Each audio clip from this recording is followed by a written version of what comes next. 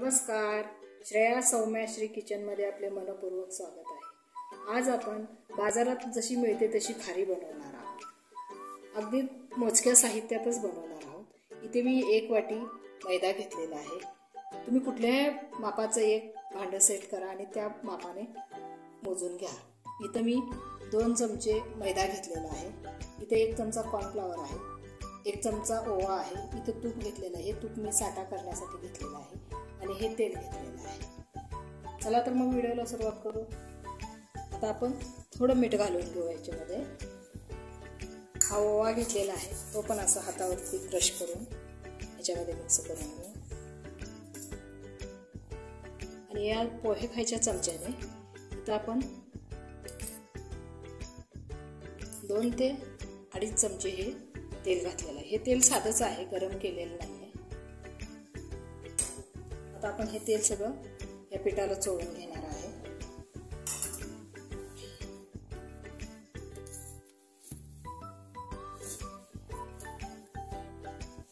आता आपण याच्यामध्ये थोडं थोडं पाणी घालून चपातीला जसं पीठ भिजवतो त्या पद्धतीचं हे पीठ भिजवून घेणार आहे।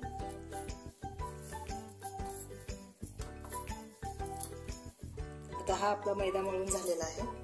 तर याच्यावरती 1 अर्धा चमचा तेल सोडून याला परत मळून घेऊन आपण 10 मिनिट याला असं झाकून ठेवू। आपण आता हा साठा बनवून घेणार आहे।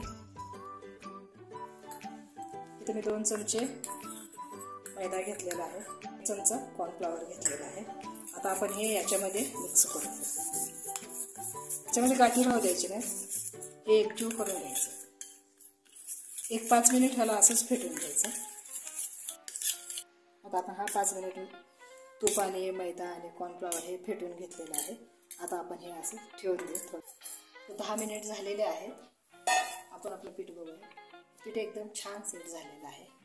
आता काय करू, पहिला हातानेच आपण हे असं दाबून घेऊ इकडं असं।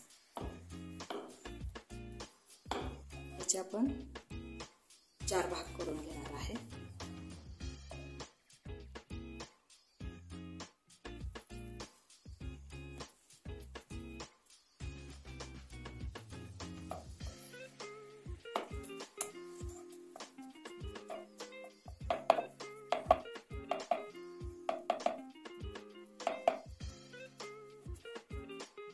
हे असं आपण 2 ते 3 वेळा करून घेणार आहे।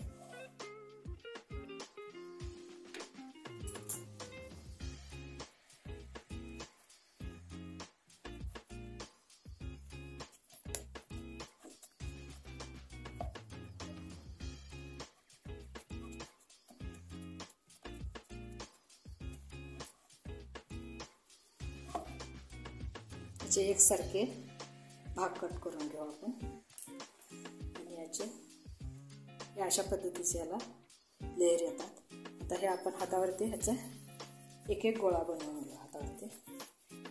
आता आपण याच्या पोळ्या लाटून घेऊ।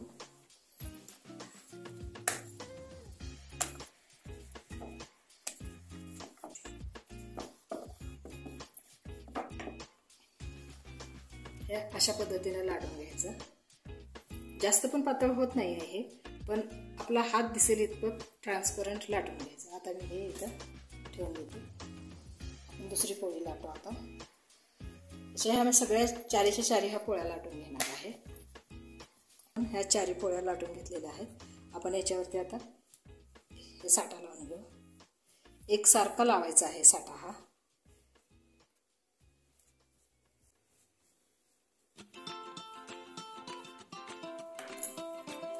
थोडंसं मैदा याच्यावर घालून घ्यायचं।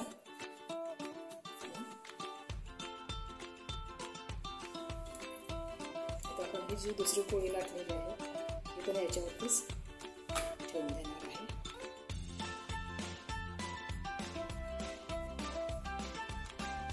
याच्यावरती पण आपण हा साठा लावून घेऊ।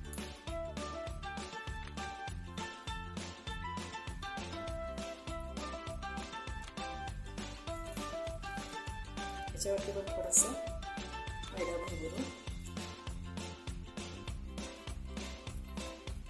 आता काय करायचं, हे जे आहे हा भाग लगत उचलून आपण इथं असा ठेवायचा, इथं पण साठा लावायचा.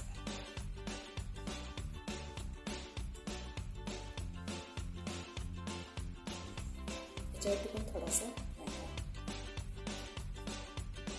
आपण भाग इकडून उचलून इथं ठेवायचा, असं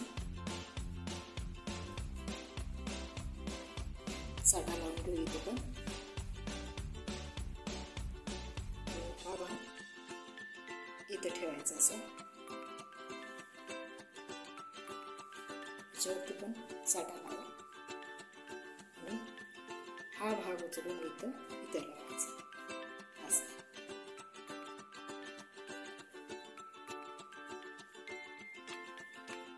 याच पद्धतीने मी हे दुसऱ्या पोळीचं पण अशाच पद्धतीने साठा लावून घेतो. आता आपण हे 10 मिनिट फ्रीजला ठेवून देऊ. आता आपण हे 10 मिनिट फ्रीजला ठेवून सेट करून घेतलेलं आहे. आता आपण हे हलक्या हाताने लाटून घ्यायचं, एकदम हलक्या हाताने लाटायचं.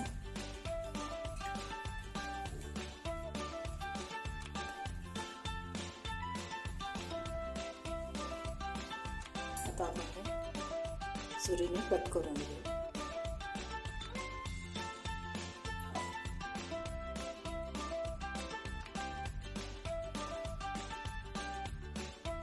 अशा पद्धतीची लेयर पडली पाहिजे. आता आपण हे इथं काढून ठेवू सगळं. आपलं हलकं तापलेलं आहे. आपण याच्यामध्ये ही खारी सोडून घेणार आहे. याच्यामध्ये जेवढी बसेल तेवढीच सोडा.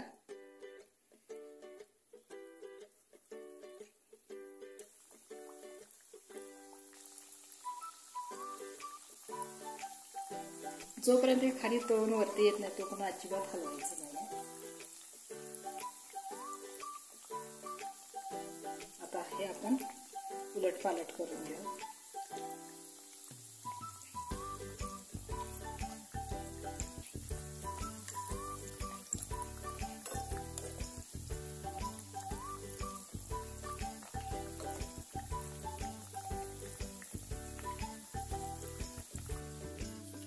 आता आपण हे तेलातून काढून घेऊ.